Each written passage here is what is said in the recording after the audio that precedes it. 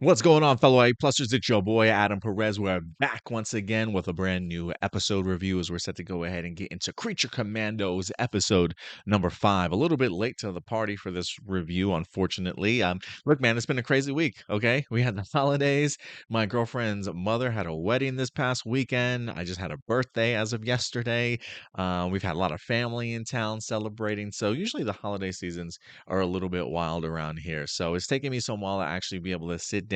I've watched this episode maybe like 2 or 3 times already, but it's taken me some time to actually sit in front of this camera and record this for you guys. So a little bit late, but definitely before episode 6 winds up dropping this upcoming Thursday. So let's go ahead and dive into this, man. As this was another really enjoyable episode. Things are really heating up, if you ask me, in the sense of Circe's vision, along with what it can truly mean now that we have the reveal as to who the Themyscira sort of PhD, doctor behind knowing all the knowledge about Themyscira, along with Circe in regards to whether or not her visions are in fact true. I would assume this is the same lady that wind up showing up to Waller's place, only to come to find out that she is not exactly who she certainly says that she is, as she is in fact sort of discovered by Rick Flag along with Frankenstein to be none other than Clayface in here. So it really kind of puts things into a different perspective,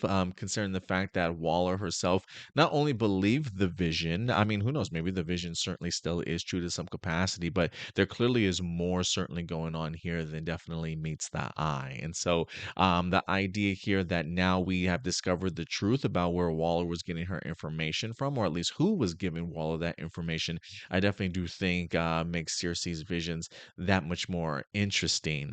Could the princess that we see in the vision actually be Clayface in disguise? Could it be somebody else entirely? I mean, we did see Gorilla Grodd in that vision. Is he mind controlling the princess, sort of thing? Is Clayface and Grodd working together? Is this like a brand new sort of Legion of Doom that's being put together behind the scenes in this DCU?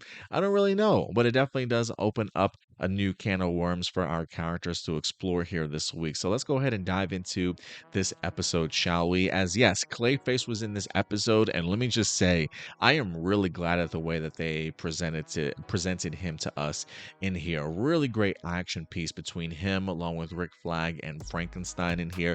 And I appreciate Rick Flag realizing when a situation may be even too big for him, right? The idea that even though he's got somebody like Frankenstein, who's certainly no slouch with him, he realizes just how violent Clayface is, and how terrible their odds are gonna be against him, and is like, we got to get out of here. We need to get back up. Like, this is in fact serious. And I think in turn, it also goes to show you the balls that somebody like Batman has in regards to being so well trained and kind of prepared for villains like Clayface, that even Rick Flag was like, yeah, nah, this might be a little bit above my pay grade. And so the fact that they show Clayface in such a threatening way really worked for me, to the point of almost bringing Rick Flag to the end of his life. I mean, I feel like we're so supposed to be under the assumption that Rick Flag is dead by the end of this, but he just got his ass beaten in here, back seemingly broken like Bane to Batman in here, face just absolutely pulverized to a pulp. I mean, I'm really glad in regards to just how menacing and how much of an overall threat Clayface certainly came into play here, even to the point to where Frankenstein himself was kind of struggling until he came up with the great game plan of electrocuting him at the end of this to subdue him. So I am kind of curious how they're going to contain Clayface, if they're going to ask him some questions, maybe learn more about what's going on here with this overall vision of Circe, or how some of the other pieces, if you will, kind of play all into the vision that we wind up having in here. But yeah, fascinating stuff in regards to it. The one, it does sort of make, well, I don't want to say justify completely Rick Flag's point of view. I mean, he was asking the question last week and like, who is this person, right? Like, how is she like the most knowledgeable person about Themyscira? And while I do believe the doctor herself, the teacher herself, is clearly knowledgeable about certainly what's going on, he clearly felt something was wrong, and something about his sixth sense, if you will, certainly going off was certainly right to a certain extent. So he definitely made the right move in regards to doing some investigative work of his own instead of just completely believing somebody as quickly as Waller was able to do in the previous episode. So to kind of see it all come together for him even being able to reach the princess and warn her as certainly as to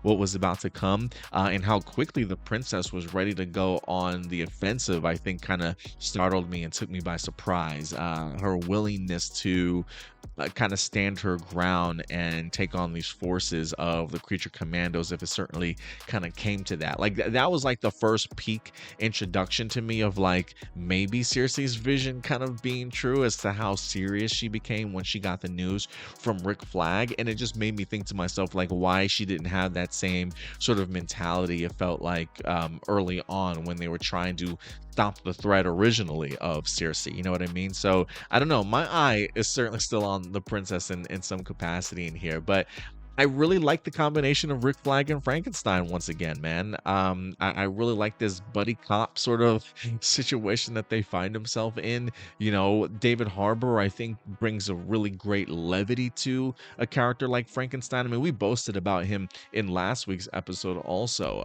about how he's able to bring such a great humor to him, but also turn into a psychopath the next minute, right? Just the idea of being able to be very open to just killing people however he wants to, having this very twisted sort of mindset in regards to people, especially when we get to see a little bit more of his backstory in here with him and the Gypsy.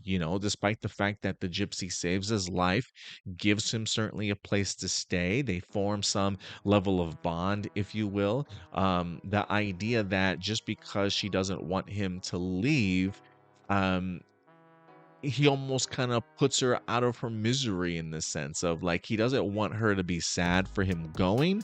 Like I'm trying to figure out what his mental capacity was to decide to just kill her. Like why he could have easily left the Gypsy to her own devices. She couldn't see. It's not like she could have followed him anywhere, right? He could have just left if he wanted to, maybe even taken the dog with him if he wanted to, and just left her by herself to grieve. But he doesn't do that. Instead, he decides to literally put her out of her misery in that sense of having her not to worry about anything else.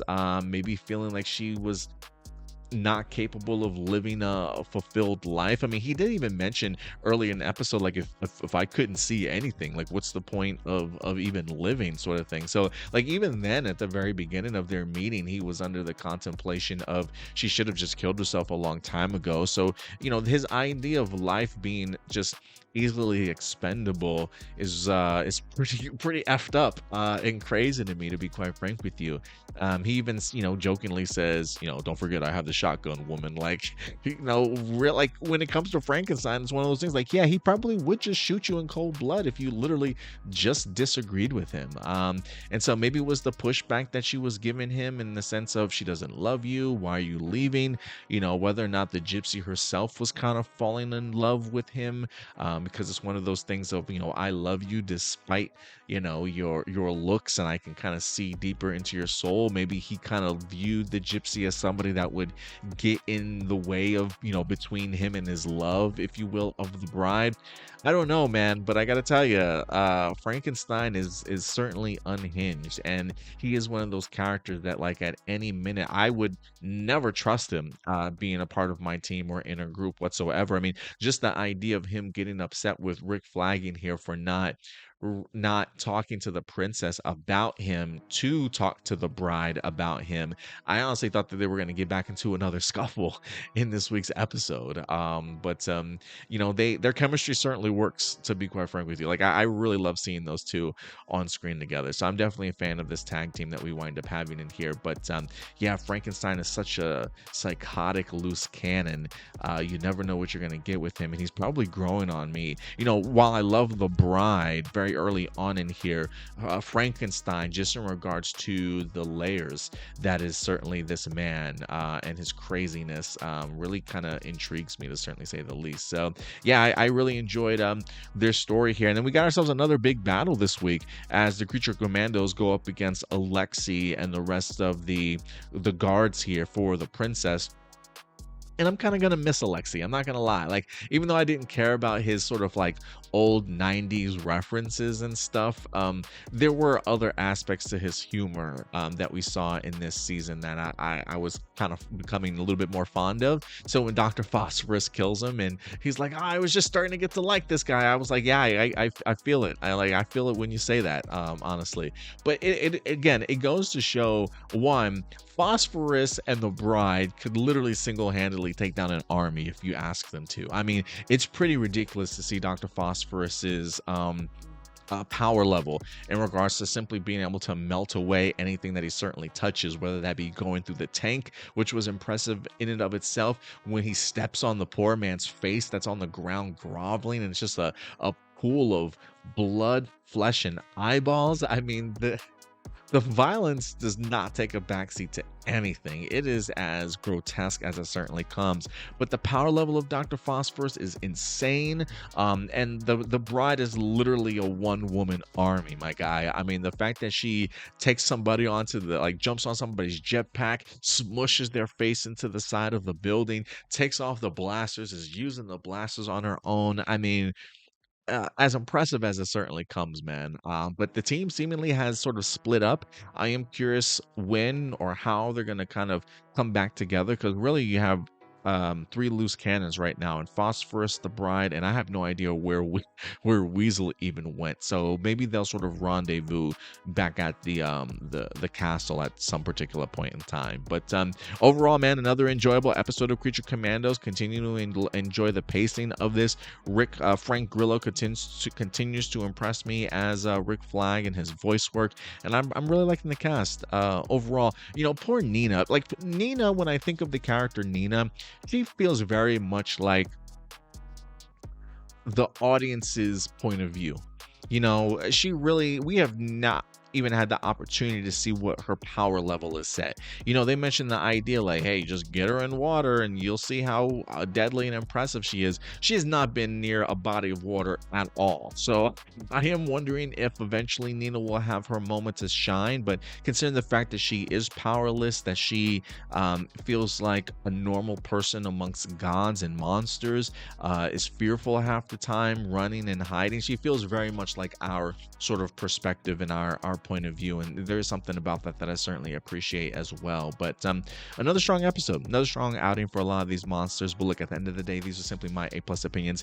I certainly want to know yours. What did you guys think about Clayface? How do you guys continue to feel about Frankenstein in here, along with the bride? And what do you think is going on with the visions? What aspects are true? What's twisted and distorted? How will this kind of all come together? We've got ourselves like 3 episodes left to find out, but I'm eager to get to the end of this season 1 and see how this culminates. But look, guys, at the end of the day, these are simply my A+ opinions. I always want to know yours. Let your thoughts be known in the comment section box below. And until next time, do me a big favor, take care of yourselves, take care of each other, and keep it A+. I'll talk to you guys later. Bye.